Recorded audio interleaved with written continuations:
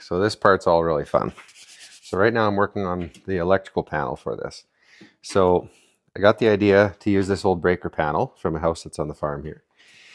So this is a service entry panel.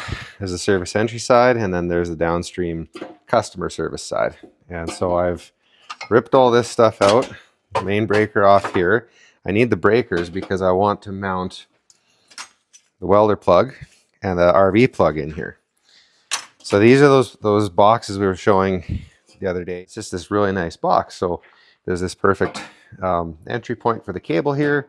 And actually this kind of worked out, the holes right there to tighten down the cable clamp. Anyway, so I need a breaker. So then the idea was to use these old stab lock breakers. They don't make stab lock anymore, but these are, you know, they're free, and these things are super expensive now. So this stuff works great. Electrically, it's all still perfect. It's just that, you know, like I say, they don't use this anymore. So I cut this out, cut that part off of it, and then fashion these such that I can attach the hot leads over here.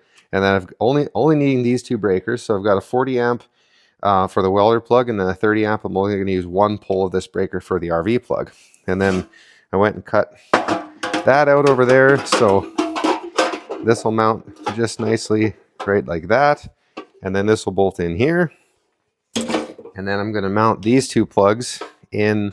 They're going to sit really nice just like that. Actually, they'll be like this because the 30 amp will be on that side. And yeah, then the cable will come in there and then terminate on here.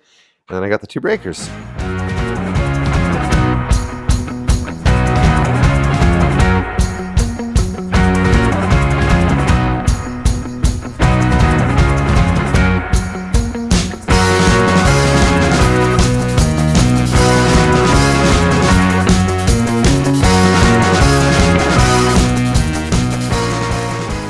Okay, so here's the final piece of the puzzle. We got the panel built here. This is the stab lock chassis out of a breaker panel.